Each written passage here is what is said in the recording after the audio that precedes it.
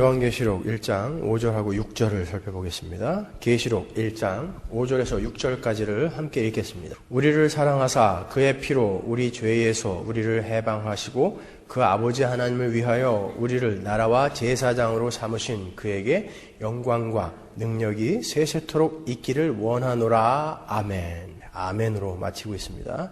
우리는 지난주까지 이제도 계시고 전에도 계셨으며 장차 오실 그 하나님으로부터 오는 평강과 은혜, 그리고 보좌 앞에 7 영으로 표현된 성령 하나님으로부터 오는 은혜와 평강, 그리고 충성된 증인으로 먼저 살다 가셨고 또 우리를 위해서 죽었다가 살아나신 하나님의 맏아들, 우리의 큰형, 왕 중의 왕 예수 그리스도로부터 오는 은혜와 평강에 대해서 공부를 했습니다. 사도 요한은 성부, 성자, 성령으로부터 오는 그 은혜와 평강을 이야기하면서 감격을 이기지 못해서 오늘 읽었던 5절과 6절에서 이제 예수 그리스도를 찬송합니다. 오늘은 그 찬송의 내용을 살펴보도록 하겠습니다. 요한뿐만이 아니라 사도들은 그들의 서신에서 예수 그리스도로 말미암은 복음을 전하면서 언제나 감격에 복받쳐서 중간중간에 찬송을 하죠. 이야기를 하다가 본인이 그 기쁨과 감사를 참지 못하고 하나님을 찬양합니다. 바울을 한번 보실까요? 에베소서 3장 20절로 가겠습니다. 우리 가운데서 역사하시는 능력대로 우리의 온갖 구하는 것이나 생각하는 것에 더 넘치도록 능히 하실 이에게 교회 안에서와 그리스도 예수 안에서 영광이 대대로 영원 무궁하기를 원하노라. 아멘. 아멘으로 항상 맞춰요. 디모데전서 1장 17절 보시면 만세의 왕 곧 썩지 아니하고 보이지 아니하고 홀로 하나이신 하나님께 존귀와 영광이 세세토록 있을지어다. 아멘. 유다서 1장 24절 보시면 능히 너희를 보호하사 거침이 없게 하시고 너희로 그 영광 앞에 흠이 없이 즐거움으로 서게 하실 자 곧 우리 구주 홀로 하나이신 하나님께 우리 주 예수 그리스도로 말미암아 영광과 위엄과 권력과 권세가 만고전부터 이제와 세세에 있을지어다. 아멘. 이렇게 유다까지도 사도들은 복음을 이야기하다가 문득문득 하나님을 찬송하지 않고는 못 베긴다고요. 저도 사무실에서 성경을 읽다가 가끔 너무 복받쳐가지고 의자에서 내려와서 바닥에 이렇게 무릎 꿇고 한동안 앉아있을 때가 있습니다. 그리고 때로는 엉엉 울 때가 있어요. 감격스러워서 우는 게 아니라 그 복음을 생각하고 은혜를 생각할 때 너무나 그 사랑이, 제가 받은 사랑이 너무 큰데 나는 왜 이렇게밖에 하나님을 사랑하지 못할까? 나는 왜 좀 더 하나님을 더 사랑하지 못하고 나는 왜 하나님 앞에 이렇게 여전히 죄인의 모습으로 서 있을까? 왜 나는 좀 더 하나님을 더 찬송하지 못할까? 그것 때문에 심히 괴로워한다고요. 그래가지고 눈물을 참지 못할 때가 있어요. 그러다가 다시 그 복음에 대해서 묵상을 하죠. 그리고는 이내 어떻게 저 같은 사람에게 관심을 가져주셔서 이렇게 구원해 주셨는지 놀라고 또 놀랍니다. 그리고 어떻게 지금 이런 모습에도 불구하고 하나님은 변함없이 나를 사랑한다고 말씀하시는지 그게 너무나 감격스러워서 또 울죠. 여러분 오늘 본문에 보시면 우리를 사랑하사라는 구절이 있죠. 거기서 아가파오라는 말이 현재라고요. 헬라어의 현재는 어떤 것을 나타낸다고 그랬죠? 현재 진행. 우리를 사랑하사 그 예수 그리스도의 피로 우리를 나라와 제사장으로 삼아주셨다. 호이에오는 과거예요. 이미 삼아주셨어요. 그런데 그때 끝난 게 아니라 그 사랑은 지금도 계속 현재 진행형으로 나에게 오고 있다는 거예요. 그렇기 때문에 우리는 감격하는 거예요. 이 모양인데도 그런데도 아직도 사랑해 주신다고 하니까 너무나 감격스러운 거예요. 그러니까 앉아가지고 울다가 찬양하고 그러는 거예요. 나 같은 죄인 살리시. 천부여 의지 없어서 손 들고 옵니다. 410장 하나님의 은혜로 있을 데 없는 자 왜 구속하여 주는지 난 알 수 없도다. 난 알 수 없도다. 그렇게 찬송하지 않을 수 없는 것입니다. 정말 우리가 복음을 하루에 한 번만이라도 생각한다면 우리 입에서 어찌 찬송이 그치겠습니까? 어떨 때는 성경을 읽다가 그 새하늘과 새 땅이 나의 것이 되었고 내가 그곳에서 왕노릇 할 수 있는 자가 되었다는 것 때문에 꼬집어 볼 때도 있어요. 이게 진짜 꿈인지 생신지 이게 믿어지니까 이게 진짜 꿈이면 어떡하나. 여러분은 어떠십니까? 여러분 예수를 생각하시면서 복음을 곱씹으면서 얼마나 감격을 하세요? 그 크신 은혜와 사랑을 생각하시면서 얼마나 감격하십니까? 그럼에도 불구하고 여전히 우리를 사랑하시는 그 하나님 앞에 이렇게 불가능한 모습을 갖고 있는 우리를 생각하면서 그분 앞에서 정말 울어본 적 있으세요? 기독교는요, 우리의 문제를 해결해 달라고 울고불고 난리치는 게 아니라 그 하나님의 은혜가, 그 하나님의 사랑이 너무 감격스러워서 울고, 그럼에도 불구하고 그 앞에서 여전히 죄인으로 서 있는 우리의 모습 때문에 울고, 그래서 우는 게 기독교지. 왜 하나님 나에게 이 상황을 허락하셔서 이렇게 힘들게 만드냐? 그런 것으로 우는 게 기독교 아니라는 거예요, 여러분. 신자는 하나님의 뜻에 맞게 살지 못하는 자기의 모습을 바라보면서 늘 회개하고 울어야 하는 자들이에요. 그것 때문에 울어야 하는 자들이에요. 사도 요한은 이 요한계시록을 쓰면서 얼마나 많은 감격스러운 찬송을 하고 있는지 모릅니다. 오늘 본문을 비롯해서 무려 5군데에서 복받치는 감격을 표현하죠. 근데 그 감격이 점차적으로 점진적으로 커져요. 급기야 7장 12절에서는 가로되 아멘, 아멘 이렇게 시작하는 거예요. 가로되 아멘, 찬송과 영광과 지혜와 감사와 존귀와 능력과 힘이 우리 하나님께 세세토록 있을지로다. 아멘. 아멘으로 시작해서 아멘으로 끝내는 거예요. 아멘, 아멘. 오늘 읽었던 본문 6절에서는 뭐라고 그랬죠? 영광과 능력. 그런데요, 복음을 계속 설명하면서 가다 보니까 이제는 너무 감격스러워서 자기가 동원할 수 있는 단어를 다 갖다가 붙이는 거예요. 그런 건 아멘 하고 도장 딱 찍는 거예요. 이게 내 진심이다라는 거예요. 그런 찬송이 우리에게도 있냐 말입니다, 여러분. 그럼 우리는요, 하나님을 찬양하기 위해서 구원받은 자들이에요. 우리 구원의 목적이 뭐예요? 구원의 목적. 하나님은 왜 우리를 구원하셨습니까? 하나님을 찬양하게 하려고요. 그 은혜와 그 사랑을 아는 자, 그 하나님을 안 자들이 너무나 감격스러워서 하나님을 기뻐하고 자랑하고 찬양하며, 그렇기 때문에 그 하나님이 나에게 행하신 일이 어떤 것인지 알기 때문에 그분의 뜻에 순종하며 그분을 즐거워하며 살아가는 거, 그게 우리의 구원의 목적 아닙니까? 거기가 천국 아닙니까? 그러니까 당연히 구원받은 자들의 입에서는 찬송이 끊이면 안 된다는 거예요. 보세요. 에베소서 1장, 우리가 너무나 잘 아는 구절들인데 3절부터 한번 읽어드리겠습니다. 찬송하리로다 하나님 곧 우리 주 예수 그리스도의 아버지께서 그리스도 안에서 하늘에 속한 모든 신령한 복으로 우리에게 복 주시되, 자, 찬송하리로다 라고 시작하는 거예요.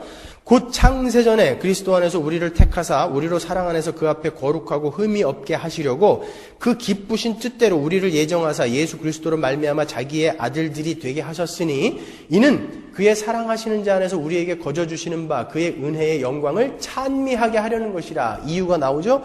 우리가 그리스도 안에서 그의 은혜의 풍성함을 따라 그의 피로 말미암아 구속 곧 죄사함을 받았으니, 이는 그가 모든 지혜와 총명으로 우리에게 넘치게 하사 그 뜻의 비밀을 우리에게 알리셨으니, 곧 그 기쁘심을 따라 그리스도 안에서 때가 찬 경륜을 위하여 예정하신 것이니, 하늘에 있는 것이나 땅에 있는 것이 다 그리스도 안에서 통일되게 하려 하심이라.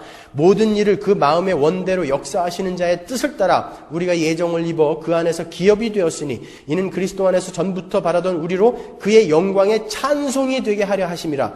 그 안에서 너희도 진리의 말씀 곧 너희의 구원의 복음을 듣고 그 안에서 또한 믿어 약속의 성령으로 인치심을 받았으니, 이는 우리의 기업의 보증이 되사 그 얻으신 것을 구속하시고 그의 영광을 찬미하게 하려 하심이라. 하나님께서 우리를 구원하신 목적은 그 하나님을 찬송하게 하시기 위한 거예요. 여러분, 우리는 기독교를 많이 오해하고 있어요.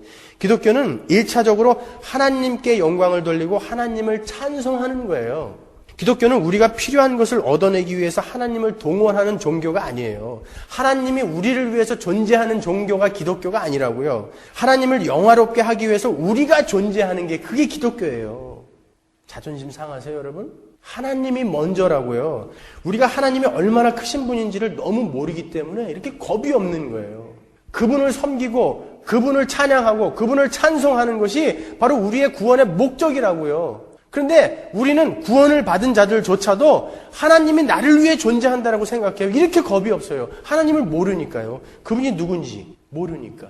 어줍지 않은 인본주의나 휴머니즘이나 인내천, 천인무관 사상, 이런 인간이 최고라는 사상이 우리 안에 너무 깊이 뿌리 박혀 있어요. 그게 죄의 본질 아닙니까?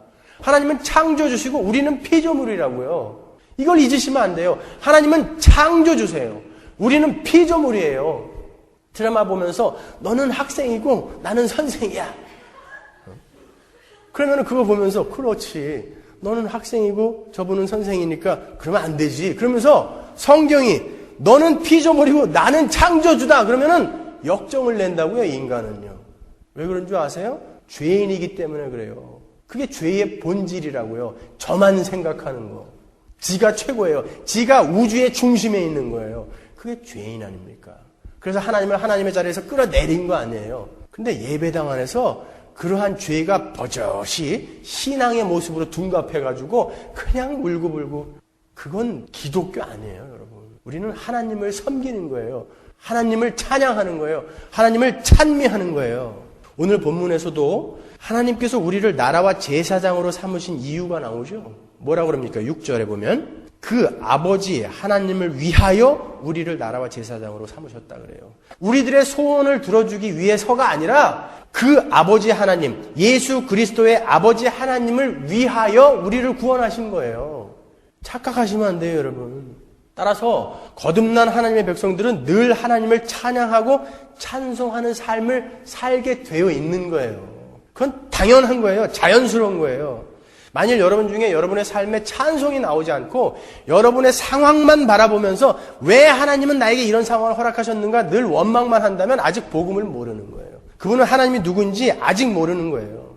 이까지 상황, 문제, 고난들은 하나님의 그 엄청난 선물 앞에, 그 앞에 딱 갖다 놓으면은 조족지혈이에요. 세 발의 피. 어디 그런 것들을 여기다 갖다가 대요. 이것만 바라보면 그건 그냥 녹아버리는 거예요. 그런 자들이 그리스도인인 거예요, 여러분.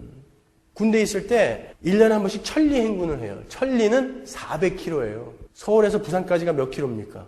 잘 모르겠어요. 400km 안 돼요. 거기를 걸어가는 거예요.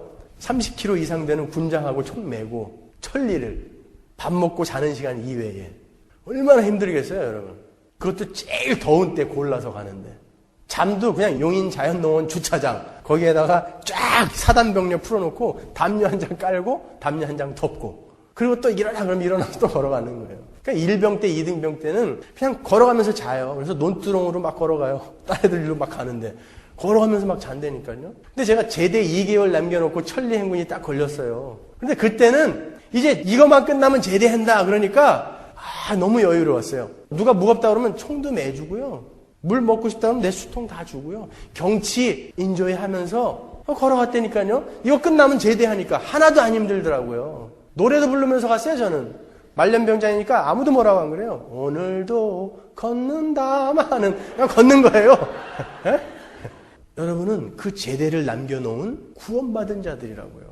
여러분이 힘들고 어려울 때마다, 괴로울 때마다 거기를 바라보세요. 그 은혜를 바라보세요. 그 여러분이 받으실 유산을 바라보세요. 그러면은 이까짓 거 참을 수 있는 거예요. 이 찰나에 불과한 이 시간 참을 수 있는 거예요. 여기를 안 바라보고 이걸 모르니까 그렇게들 그냥 여기에 매달려가지고 울고불고 하는 거 아닙니까, 여러분? 기독교는 그거 아니에요. 우리 하나님 섬기는 거예요. 하나님 섬기는 거예요. 왜 하나님은 우리에게 찬양받기를 원하십니까? 왜 하나님은 우리에게 꼭 찬양을 받기를 원하세요? 우리를 너무 사랑하기 때문에 그래요. 우리를 너무 사랑하기 때문에. 성경 전반에 걸쳐서 하나님이 하신 언약이 뭐죠? 너는 내 백성이 되고 나는 네 아버지가 되겠다는 거예요. 그래서 우리가 정말 그 하나님의 은혜를 알고 사랑을 알고 마음 깊은 곳에서 우러나서 아버지 이렇게 불러주는 거, 그 한마디 듣고 싶어서 하나님은 이렇게 역사를 경륜해 가고 계시는 거예요. 아버지. 그게 찬송이라니까요. 아버지. 우리 아버지군요. 아버지. 그게 찬송이고 찬미라고요. 그 이야기 듣고 싶어서, 그 사랑하는 아들에게, 사랑하는 딸에게 아버지 이 소리 듣고 싶으셔서 우리 구원해 내신 거예요. 그러니까 우리 구원의 목적은 찬미하고 찬송하는 거예요. 하나님이 우리를 너무나 사랑하시기 때문에. 그 사랑이 이 땅에서 어떻게 나타났습니까, 여러분? 어떻게 표현되어 있죠? 예수 그리스도의 피, 그 예수 그리스도의 죽음으로 우리에게 설명되었죠.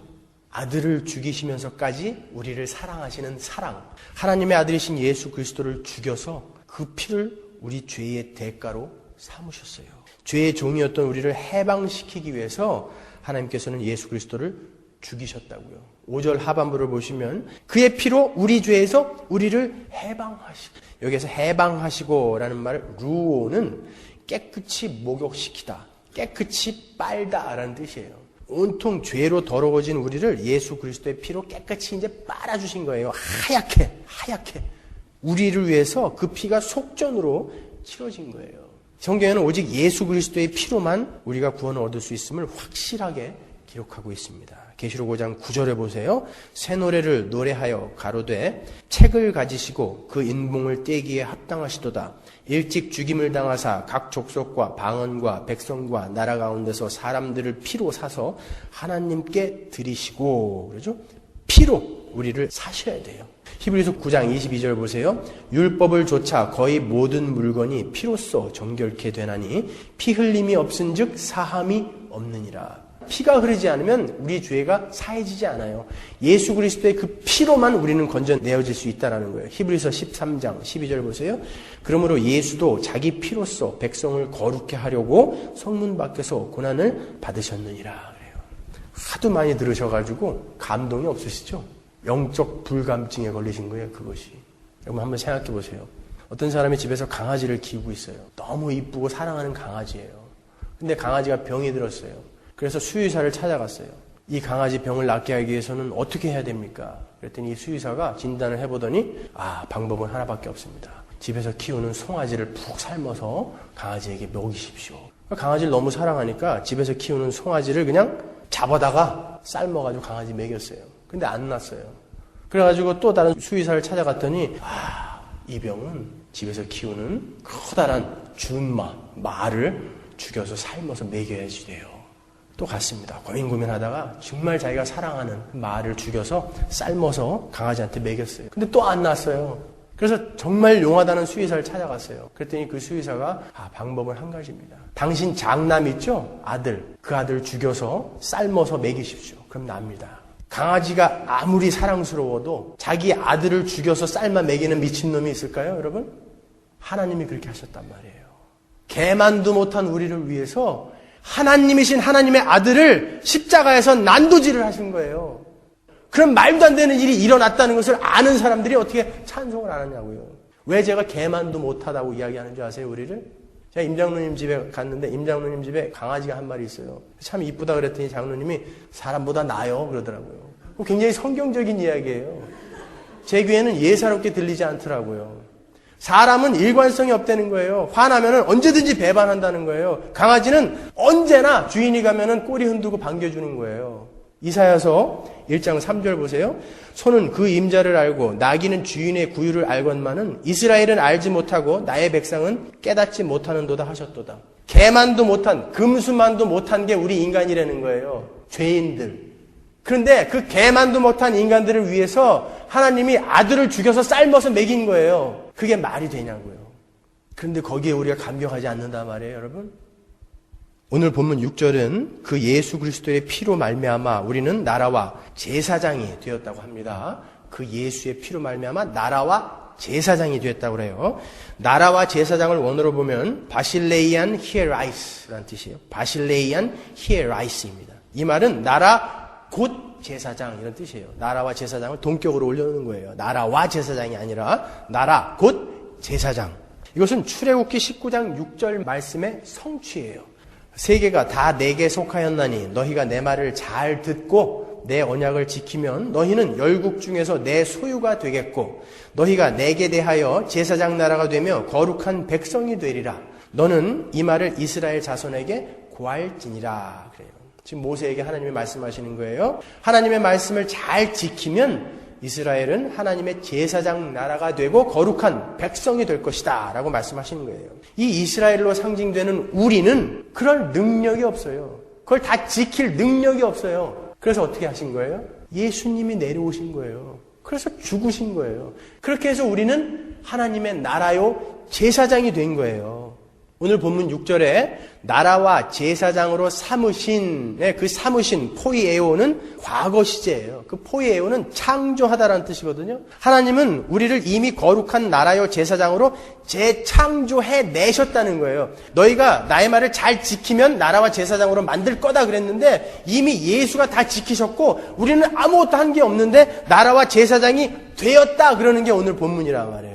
베드로전서 2장 9절 보세요. 똑같은 말이 나오죠. 오직 너희는 택하신 족속이요 왕같은 제사장들이요 거룩한 나라요 그의 소유된 백성이다 그러다고요. 택하신 족속 왕같은 제사장 거룩한 나라 소유된 백성 같은 것을 상징하는 거예요. 그런데 어떻게 나라라는 개념과 제사장이라는 개념이 같을 수가 있는가? 우리가 나라라는 개념을 영토의 개념으로 가지고 있어서 조금 이해하기가 어려운 거예요.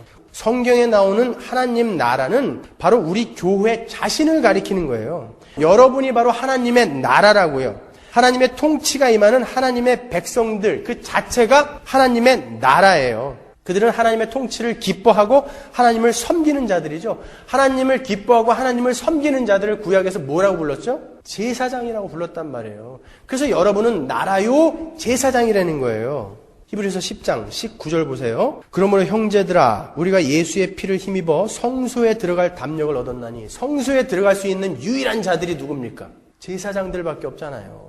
나머지는 그 뜰밖에 못 밟는다고요. 유일하게 제사장들만 성소에 들어갈 수 있는데 이제 예수님 때문에 우리는 성소에 들어갈 수 있게 되었어요. 제사장이 되었다라는 거예요. 하나님 나라가 되었다라는 거예요. 이제 그 제사의 모습, 성막의 모습이 하나님 나라의 모습을 축소해 놓은 거라고 그랬잖아요. 제가 바로 이 예배도 그 하나님 나라를 축소해 놓은 거예요. 똑같은 거란 말이에요. 그래서 우리는 이제 영원한 성소, 그 천국에서 영원히 하나님을 섬기면서 하나님을 찬송하며 살 거예요. 여러분 찬송이라는 것을 너무 어렵게 생각하지 마세요. 애 낳아보신 분들은 알겠지만 이게 보고만 있어도 좋죠. 막 자랑하고 싶죠. 그래서 애가 알아듣지도 못하는데 어쩜 이렇게 코도 이쁘고 어쩜 이렇게 입도 이쁘고 어떻게 이렇게 귀도 이쁘고 옆에서 보기에는 진짜 못생겼는데 자기 새끼는 그렇게 이쁜 거예요. 그걸 찬송이라고 그러는 거예요. 자랑하고 싶어서 못 견디는 거. 여러분 그 찬송하고 계시단 말이에요. 하나님이 그렇게 좋으세요 여러분? 그런데 성경은 우리는 이 땅에서도 하나님의 나라요 제사장이다 그런다고요. 계시록 20장 4절 보세요. 또 내가 보좌들을 보니 거기 앉은 자들이 있어 심판하는 권세를 받았더라. 또 내가 보니 예수의 증거와 하나님의 말씀을 인하여 목배임을 받은 자의 영혼들과 또 짐승과 그의 우상에게 경배하지도 아니하고 이마와 손에 그의 표를 받지도 아니한 자들이 살아서 그리스도로 더불어 1000년 동안 왕노릇하니 1000년은 교회 시대라고 했어요. 그 나머지 죽은 자들은 그 1000년이 차기까지 살지 못하더라. 이는 첫째 부활이라. 이 첫째 부활에 참여하는 자들은 복이 있고 여러분들은 거룩하도다. 둘째 사망이 그들을 다스리는 권세가 없고 도리어 그들이 하나님과 그리스도의 제사장이 되어 1000년 동안 그리스도로 더불어 왕노릇하리라 그래요. 그래서 우리는 제사장으로서 할 일이 있어요. 제사장은 뭐 하는 사람들이라고 그랬죠? 성소에서 하나님을 섬기고 하나님께 제사 드리는 자들이잖아요. 그러니까 목숨을 걸고 하나님을 섬기는 자들을 우리는 제사장이다 그런다고요. 그러니까 우리는 날마다 우리의 삶으로 제사를 드려야 되는 거예요. 로마서 12장 1절 보세요. 그러므로 형제들아 내가 하나님의 모든 자비하심으로 너희를 권하노니 너희 몸을 하나님이 기뻐하시는 거룩한 산 제사로 드리라. 이는 너희에 드릴 영적 예배니라. 히브리서 13장 15절 보십시오. 이러므로 우리가 예수로 말미암아 항상 찬미의 제사를 하나님께 드리자. 이는 그 이름을 증거하는 입술의 열매니라 그러죠. 대제사장이신 예수님께서 자기의 몸을 제물로 드려서 절대적인 순종을 하셨어요. 그래서 하나님 앞에 제사장으로서 완전한 제사를 드리셨다고요. 그것처럼 우리도 우리의 몸을 그리스도와 연합된 자로서 우리의 몸을 인생을 하나님 앞에 제물로 드리고 제사를 지내야 되는 자들이 바로 유니언 크라이스트, 예수 그리스도와 연합된 우리라고요. 제사장 된 우리의 모습이란 말이에요. 제물은 마땅히 죽어야 하는 거죠.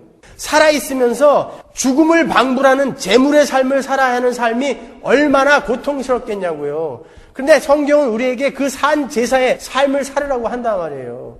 아무리 이야기해도 그것은 나하고는 관계없는 이야기라고 그렇게 생각도 하고 계시는 것 같은데 아니에요. 우리의 삶이 그 삶이 되어야 되는 거예요. 살아있는 채로 나의 몸을 찢어내는 제물의 삶이 되어야 된다는 거예요.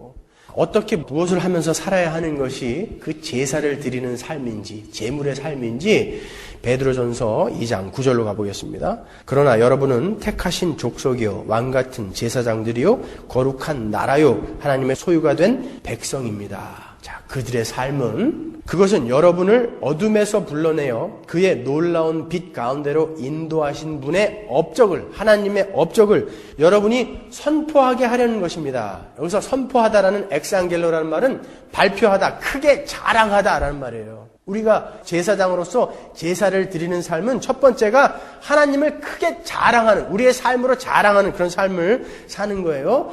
10절 여러분은 전에는 하나님의 백성이 아니었으나 지금은 그분의 백성이요 전에는 자비를 입지 못한 사람이었으나 지금은 자비를 입은 사람입니다. 사랑하는 여러분, 나는 나그네와 행인 같은 여러분에게 권합니다. 영혼을 거슬러 싸우는 육적인 욕정을 멀리하십시오. 제사장의 삶이에요. 여러분은 이방 사람 가운데서 행실을 바르게 하십시오. 제사장의 삶이죠. 그렇게 해야 그들이 여러분더러 악을 행하는 자라고 욕을 하다가도 여러분의 바른 행위를 보고 하나님께서 찾아오시는 날에 하나님께 영광을 돌릴 것입니다. 여러분은 주님을 위하여 인간이 세운 모든 제도에 순종하십시오. 주권자인 왕에게나 총독들에게나 그렇게 하십시오. 총독들은 악을 행하는 사람에게 벌을 주고 선을 행하는 사람에게 상을 주게 하려고 왕이 보낸 이들입니다. 왜 제도와 법과 상위 권위에 순종해야 되는지 제가 말씀드렸습니다. 하나님은 그런 일반 은총으로 이 악을 제어하고 계시기 때문에 우리는 순종해야 되는 거예요. 15절 선을 행함으로 어리석은 자들의 무지한 입을 막는 것이 하나님의 뜻이기 때문입니다. 여러분은 자유인으로 사십시오. 그러나 그 자유를 악을 행하는 구실로 쓰지 말고 하나님의 종으로 사십시오. 모든 사람을 존경하며 신도를 사랑하며 하나님을 두려워하며 왕을 존경하십시오. 그것이 제사장의 삶입니다. 하인 여러분, 가장 두려워하는 마음으로 주인에게 순종하십시오. 착하고 너그러운 주인에게만이 아니라 까다로운 주인에게도 그리하십시오. 억울하게 고난을 당하더라도 하나님을 생각하면서 괴로움을 참으면 그것은 아름다운 일입니다. 죄를 짓고 매를 맞으면서 참으면 그것이 무슨 자랑이 되겠습니까? 그러나 선을 행하다가 고난을 당하면서 참으면 그것은 하나님께서 보시기에 아름다운 일입니다. 바로 이것을 위하여 여러분은 부르심을 받았습니다. 그리스도께서도 여러분을 위하여 고난을 당하심으로 여러분이 그의 발자취를 따르게 하시려고 여러분에게 본을 남겨 놓으셨습니다. 제사장의 삶은 이런 거야 라고 예수님이 먼저 살다 가셨으니까 여러분 그 제사장의 삶을 사십시오. 여러분의 몸을, 여러분의 인생을 제물로 드리십시오. 남을 위해 희생하십시오. 억울한 일을 당해도 참으십시오. 그게 제사장의 삶이에요. 어저께 이 안식교 목사님이 오셔가지고 우리 찬양팀 성가대 다 모여가지고 연습하려고 하는데 저희들 3시부터 매주 토요일 주일 준비하거든요. 오더니 갑자기 토요일 날은 아예 범접을 하지 말래요. 오지를 말라는 거예요. 왜 그러냐고 그랬더니 자기들이 1년에 한두 번씩 토요일 날 여기를 써야 되기 때문에. 아니 세상에 1년에 한두 번씩 써야 되는 것 때문에 우리 보고 아예 토요일 날 오지 말라는 게 말이 되냐고요. 그래서 제가 계약하기 전에 이 3시 이후에는 써도 된다고 그러지 않았습니까? 그랬더니 그런 말 한 적 없대요. 설사 그런 말 했어도 이제부터 내가 얘기하노니 다음 주부터 쓰지 마십시오. 이런 억지가 어딨어요. 내가 더러워서 정말 하나 살래다가 개뿔도 가진 게 없어서 말았지만은 참는 거예요. 그래도 억지죠. 억울하죠. 제가 제일 싫어하는 게 강자가 약자 괴롭히는 거예요. 그건 도저히 못 참겠어요. 내 목사로도 못 참겠어요. 그거는. 그런데 직접 당하고 나니까 진짜 서럽더라고요. 우리가 무슨 바이러스입니까? 악성 바이러스예요? 범접도 하지 말라 그러게. 그래도 집에 가면서 찬송하는 거예요. 할렐루야 찬양하세. 내 모든 죄 다 사함받고 주 예수와 동행하니 그 어디나 하늘나라. 마음대로 해라 그래. 마음대로 해라. 개는 짖어도 제대할 날은 온다. 우린 찬송하는 거예요. 그게 제사를 드리는 삶인 거예요, 여러분. 하나님의 은혜가 너무 감사해서 기꺼이 그분을 섬기게 되면 이까지 찰나의 세상에서 받는 어려움, 고난은 참아낼 수 있는 거예요. 그리고 이 땅에서의 성공과 번영을 위해서 형제를 시기하고 질투하고 밟지 않을 수 있는 거예요. 그게 제사장의 삶이에요. 우리의 삶을 제사로 드리는 삶이에요. 자, 그렇게 각자가 삶의 현장에서 제사장의 삶을 살다가 그 제사장들이 교회가 모이는 시간에 모여서 진짜 하나님 나라의 모형을 이 땅에 보여주는 것이 예배예요. 하나님의 말씀에 순종하여 영원히 하나님을 섬기며 그분을 자랑하며 찬양하는 하나님 나라의 삶의 축소판이 바로 교회가 모이는 예배라고요. 예배야말로 우리 제사장들이 이 땅에서 천국의 삶을 경험할 수 있는 유일한 제사인 거예요. 하나님을 섬기는 제사장들의 삶이 결국은 예배의 삶이었다는 것을 여러분 잊으시면 안 됩니다. 계시록 22장 3절 보세요. 다시 저주가 없으며 하나님과 그 어린 양의 보좌가 그 가운데 있으리니 그의 종들이 그를 섬기며 그러죠. 천국에서 그의 종들이 하나님의 백성들이 여러분이 하나님을 섬기며 이 섬기며라는 단어가 라트리오라는 말인데 예배하다라는 뜻이에요. 거기서 우리는 뭐 한다고요? 예배하는 거예요. 예배하는 거. 예배를 다르게 생각하지 마세요. 히브리서 9장 14절 보세요. 하물며 영원하신 성령으로 말미암아 흠없는 자기를 하나님께 드린 그리스도의 피가 어찌 너희 양심으로 죽은 행실에서 깨끗하게 하고 살아계신 하나님을 섬기게 못하겠느냐. 예수 그리스도의 피로 구원받은 자들은요, 하나님을 예배한다니까요. 똑같은 말이에요. 라투리오. 예배하는 삶. 이렇게 하나님을 섬기는 하나님의 백성들은 예배의 삶을 사는 것이고, 천국의 장자들의 총회가 모이는 예배의 중요성을 깊이 인식해야 되는 거예요. 왜 제사장과 나라를 동격으로 이야기하는 줄 아세요? 여러분, 교회는 개별적으로 구원받는 거 아니에요. 창세전에 교회라는 무리로 구원을 받는 거예요. 그래서 교회는 모여야 되는 거예요. 모여야만 힘을 얻고, 모여야만 서로를 격려할 수 있고, 모여서 서로를 사랑함으로써 우리는 능력을 얻는 거예요. 가짜들 투생이라 모여도 별로 감동이 없어요. 그죠? 진짜 교회들은 모이지 않으면 살 수가 없어요. 너무 외롭고 힘들어서. 그래서 모이라고 하시는 거예요. 뭐하러 모여요? 우리 집에는 하나님 안 계세요? 거기도 하나님 계시죠? 거기서 헌금하고 예배드리면 되잖아요. 왜 모여요? 왜? 우리는 모여야만 힘을 발휘할 수 있는 교회예요. 제사장이고 나라라고요.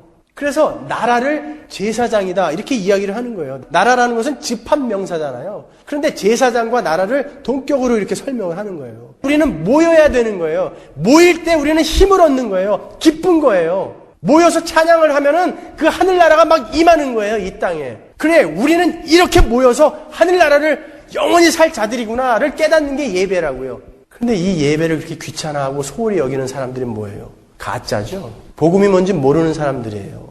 이 예배에서 여러분은 그 감동을 느끼지 못하고 간다면 여러분은 가짜입니다. 그런 분들은 하나님 나라에 가도 별반 감동 없어요. 왜냐하면 똑같거든요. 아십니까, 여러분? 대단한 거 기대하지 마세요. 아까 하나님께서 우리를 사랑하사 예수 그리스도의 피로 우리를 구원하셔서 우리를 나라와 제사장으로 삼으시는 궁극적인 이유가 뭐라고 그랬죠? 우리들로부터 진심에서 우러나오는 존경과 감사와 기쁨이 담긴 아버지 소리 듣고 싶으셔서요. 아버지 소리 듣고 싶으셔서. 그래서 우리를 건져냈다고요. 우리가 하나님이 진짜 우리의 아버지라는 걸 아는 것, 하나님을 인정하고 하나님을 높여드리는 것, 그것이 나라요 제사장인 자들의 삶 아닙니까? 그 하나님, 사랑의 하나님과 그렇게 하나님을 하나님으로 인정하고 찬송하고 아버지라고 진심에서 우러나오는 그런 감격적인 찬양을 하는 자들이 모여서 사는 곳이 천국 아니에요. 그것을 그대로 이 땅에다 내려 꽂아놓은 게 예배란 말이에요. 근데 예배를 하면서 찬양을 하면서 하나님의 말씀을 들으면서 하나님께 나의 사정을 아뢰면서 그 천국을 경험하지 못한다면 그냥 멍하니 신기루처럼 다니는 거예요. 그 사람들은 지금 죽으면 안 돼요. 천국 못 갑니다, 여러분. 거기가 어딘 줄 알고 가겠다고 그러는 거예요. 이 예배가 뭔지도 모르면서. 자, 히브리서 12장 22절 보세요. 여러분이 나아가서 이른 곳은 시온산, 곧 살아계신 하나님의 도시인 하늘의 예루살렘입니다. 천국의 모습을 그려놓은 거죠. 여러분은 축하 행사에 모인 수많은 천사들과 축하 행사, 지금 수많은 천사들이 우리와 함께하고 있어요. 하늘에 등록된 장자들의 집회와 우리라고요. 만민의 심판자이신 하나님과 완전하게 된 의인의 영들과 새 언약의 중재자이신 예수께 나아왔고 아벨의 피보다 더 훌륭하게 말하는 그가 뿌리신 피 앞에 이르렀습니다. 이 모습이 바로 하늘나라의 모습이며 구약의 성막, 성전에서 드렸던 제사의 모습이며 여러분들이 드리는 이 예배의 모습이라고요. 이 모습이. 이 교회, 하나님 나라는 늘 개별적이지 않아요. 늘 집단적이라고요. 예배는 여러분이 은혜 받기 위해서 모이는 게 아니에요. 착각하지 마세요. 예배는 구원받은, 은혜 받은 자들이 모여서 하나님을 섬기는 게 예배라고요. 그러니까 은혜 받은 자들은 그 하나님을 섬기는 자들을 사모하게 돼 있죠. 왜 서비스라고 하겠어요, 예배를. 그런데 여기 와가지고 뭔가 자기의 문제를 해결받고 뭔가 위로를 받고 사랑받고 은혜 받고 싶어 하는 게 그거 예배 아니란 말이에요.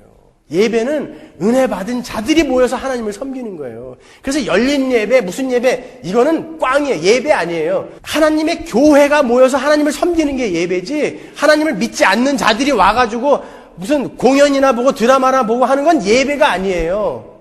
설교 말씀만 듣고 하면 됐지. 그건 뭔지 아세요? 내가 일주일 동안 이 땅을 어떻게 살 것인지 교훈을 얻어서 나가겠다라는 것인데 그건 예배 아니에요. 역시 거기도 나라고요. 그거는 역시 나예요. 그것도 예배는 소중한 거예요. 하늘나라를 이 땅에다가 인트루전 꽂아내리는 거예요. 세상에서 외롭게 이방인으로 나그네로 살아가는 그런 하나님을 사랑하는 하나님의 백성들이 모여서 하나님을 목소리 높여서 찬양하고 하나님의 말씀을 듣고 하나님을 인정하며 높여드리며 또 헌금을 해서 자기 가진 소유를 또 나누고 세상 사람들에게 하나님을 섬기는 자들의 위용을 자랑하는 게 예배란 말이에요. 그러니까 당연히 우리는 예배를 사모하게 돼 있어요. 모이는 것을 사모하게 되어 있다고요. 사도행전 2장 44절 보세요. 믿는 사람이 다 함께 있어 모든 물건을 서로 통용하고 또 재산과 소유를 팔아 각 사람의 필요를 따라 나눠주고 날마다 마음을 같이하여 성전에 모이기를 힘쓰고, 이 사람들은 날마다 모였어요. 너무 좋아서 자기 재산 다 내놓고 필요하면 갖다 써. 그리고 날마다 모였어요. 헤어지기 싫어가지고. 여러분 가끔 우리가 수련회나 어디 올라가면 막 내려가기 싫을 때 있죠. 그런 거 그게 예배여야 된다고요. 집에서 떡을 떼며 기쁨과 순전한 마음으로 음식을 먹고 하나님을 찬미하며 또 온 백성에게 칭송을 받으니 주께서 구원받는 사람을 날마다 더하게 하시니라. 우리의 이런 모습을 보면서 세상 사람들이 온 백성에게 하나님의 이름이 칭송을 받고 주께서 그것을 본 사람들을 구원한다는 거예요. 우리는 그러한 책임과 의무까지 있는 사람들이에요. 제사장으로서. 많은 사람들이 예수께서 오심으로 율법이 폐기된 것으로 착각을 한다고요. 율법은 폐기된 것이 아니라 성취되고 완성된 거예요. 우리는 예수 안에서 이미 완성되어진 하나님 나라로 지어져 가면서 예수 안에서 그 율법들을 완성시켜 나가는 자들이에요. 11조가 예수 안에서 완성되었죠? 그렇다고 우리가 지금 헌금 안 하나요? 헌금한다고요. 이제는 하나님이 우리를 다 달래는 거예요. 11조만 달래는 게 아니라. 그 정신은, 그 헌금 11조의 정신과 원리는 우리가 지금도 갖고 있어야 하는 거예요. 안식일이 예수 안에서 완성이 되었죠? 그렇다고 우리가 예배 안 드려요? 부활하신 그 첫날인 주일을 목숨 걸고 지키는 거예요. 열심히 지키는 거예요. 마찬가지로 그리스도로 말미암아 동물 제사는 이제 없어졌어요. 예수를 설명했던 거니까. 그러나 그 정신, 제사의 정신 뭡니까? 속죄, 십자가, 피, 희생, 이 정신은 그대로 남아있는 거예요. 그대로 우리는 완성시켜 나가야 되는 거예요. 우리의 삶으로 속죄의 삶, 십자가의 삶, 그 피의 삶, 희생의 삶 살아내는 거예요. 그리고 일주일에 몇 번씩 이렇게 교회가 모여서 그 희생, 그 속죄, 그 피, 그것을 기념하면서 제사를 드리는 거예요. 그게 예배라고요.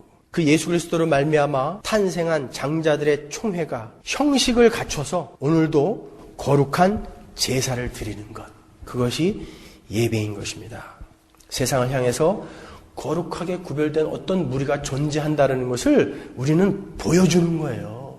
하나님을 배격하고 하나님을 부인하는 이 세상에서 불려나와서 기쁘게 나그네의 삶을 살고 있는 어떤 무리가 있다는 것을 세상에 보여주는 거예요. 우리는 하늘에서도 지옥에 있는 자들과 그렇게 구별되어서 살 거라고요. 그 모습을 그대로 이 땅에서 보여주는 게 예배란 말이에요. 그러한 예배에 여러분이 늑장을 부릴 수 있습니까? 정말 그 예배를 안다면 어떻게 우리가 예배 시간에 전화가 왔다고 전화를 받으러 나가냐고요. 예배를 드리는 그 제사를 드리는 중간에 화장실을 가는 사람이, 그렇게 준비 없는 사람이 하나님을 섬기는 사람 맞냐고요. 아론이 제사장으로서 피를 뿌리러 성소에 들어가는데 밖에서 누가 부른다고 잠깐만 기다려서 하나님 그리고 나가서 이야기하고 왔을까요? 아론이 피 뿌리러 성소에 들어갔다가 오줌 마렵다고 화장실 갔다 왔을까요, 여러분? 두렵고 떨리는 마음으로 미리미리 준비했다고요. 왜냐하면 들어가면 죽으니까. 흠 있는 모습으로 들어가면 죽으니까. 하나님 앞에 서는 모습은 그렇게 진지해야 되는 거예요. 제가 하도 답답해서 그래요. 진짜 하나님을 예배하는 자들인지 진짜 하나님을 섬기는 자들인지 너무 답답해서 그래요. 어떻게 이은주 집사님이 마라톤 하면 이거 막을 텐데 어떻게 해요? 걱정이 되는 거예요. 왜 걱정이 안 돼요, 그게? 우리가 교회가 모이는데 방해가 될 텐데 걱정이 되니까 미리 전화하시는 거예요. 그런 열성과 진지함이 있어야죠. 다 찬양도 다 끝나고 슬그머니 들어와가지고 전화 오면 전화 다 받고 화장실 가고 싶으면 화장실 가고, 구약의 제사장들이 어떻게 하나님 앞에 겸비한 마음으로 섰는지를 보셔야죠. 골프를 치러 가느라고 교회가 모이는 데를 안 온다고요? 일이 좀 바쁘다고 교회를 안 온다고요? 비즈니스 때문에 교회를 빼먹는다고요? 정말 하나님을 아는 분들은요, 교회가 모이는 스케줄에 맞춰서 다른 6일의 스케줄을 맞춰요. 이 스케줄에 맞춰서 나의 일요일을 써도 되고 안 써도 되는 게 아니라 그러한 사람들이 어떻게 나가서 복음을 전하고 어떻게 나가서 하나님을 이야기하냐고요. 그 사람들이 뭐라고 그러겠어요? 야, 너도 바쁘면은 가끔 안 가잖아. 너도 네 몸을 즐겁게 하는 일이 그런 용무가 있으면 너도 언제든지 빼먹잖아. 너 숙제가 있어도 교회 안 가더라? 나는 너보다 더 바쁜 일이 있어. 그래서 못 가. 그러면 어떻게 얘기하실 거예요? 네 숙제 때문에, 네 비즈니스 때문에 네가 제쳐놓을 수 있는 하나님 나라고 하나님이라면 나는 그런 하나님 필요 없어.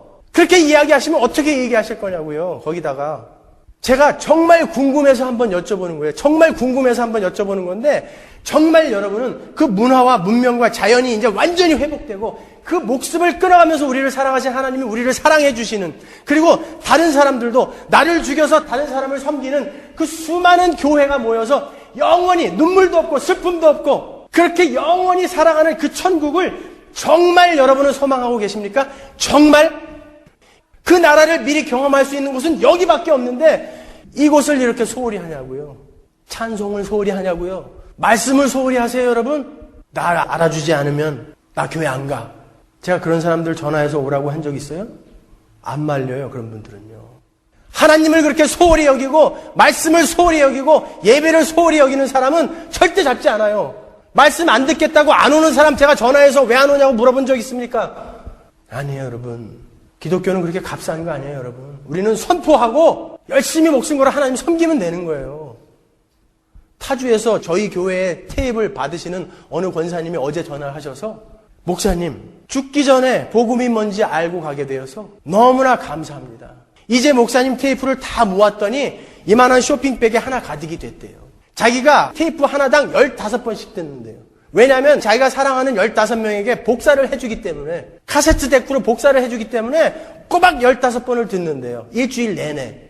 그런데도 불구하고 수시로 꺼내서 또 들으신다는 거예요. 이만한 쇼핑백에다가 누가 다이아몬드를 한가득 갖고 와서 나랑 바꾸자 그러면 자기는 이 테이프랑 안 바꾸겠다는 거예요. 여러분이 말씀을 그렇게 소중히 여기시냐고요. 그런데 비즈니스 때문에, 숙제 때문에, 여러분의 용무 때문에 교회가 모이는 시간을 여러분이 그렇게 빼먹을 수 있냐고요. 제가 답답해서 그래요. 답답해서. 평생 예수 믿고 지옥 갈까봐 답답해서 그래요. 진짜 우리가 하나님을 알고 믿는 것인지 답답해서.